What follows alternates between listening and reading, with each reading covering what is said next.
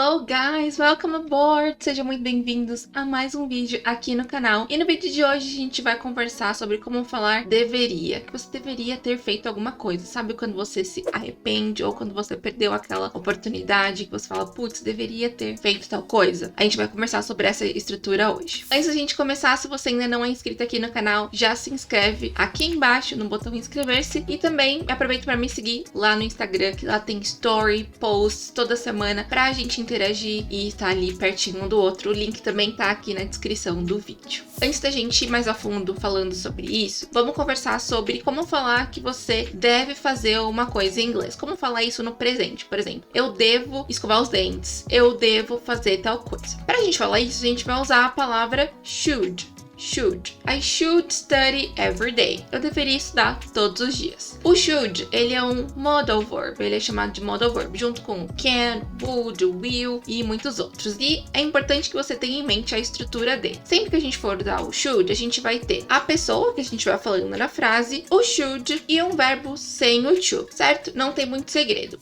You should learn. You should learn.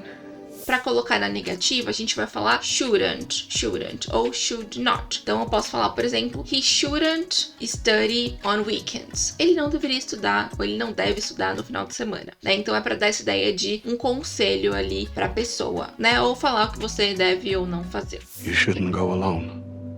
You shouldn't go alone.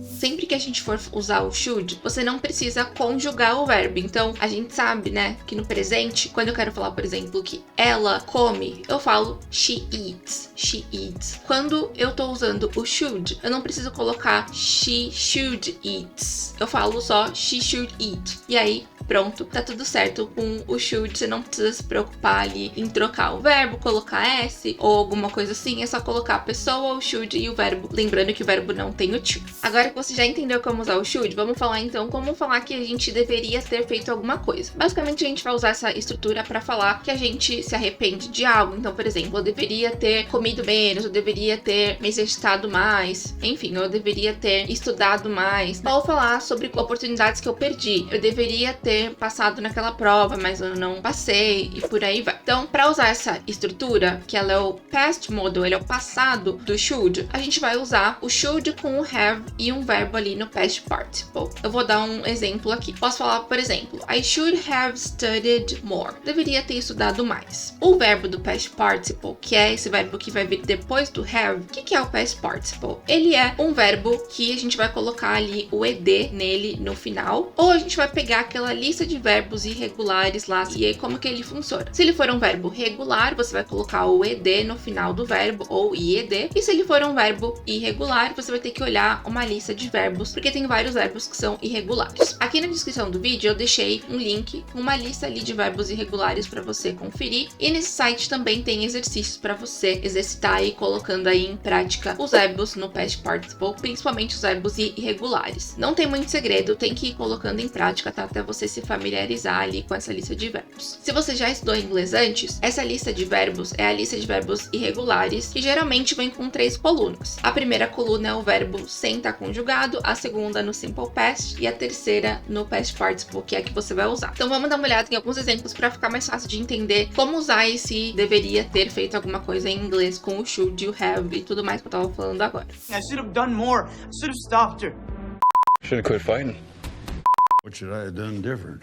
Aqui eu deixo também uma coisa muito importante sobre o should have ou should have, que a gente pode contrair esse should have para should have. Should have.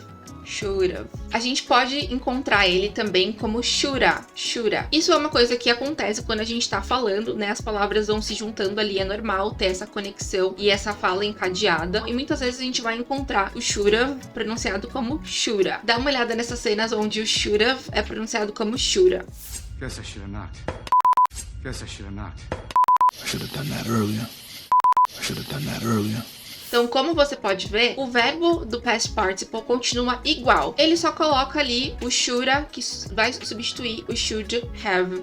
Agora que você já aprendeu como usar o should, o passado dele, aproveita para me contar aqui nos comentários o que você deveria ter feito ontem, mas que você não fez. Bora colocar em prática aí essa estrutura. Se você gostou do vídeo de hoje, aproveita para deixar um like. Thank you so much for watching e a gente se encontra no próximo vídeo.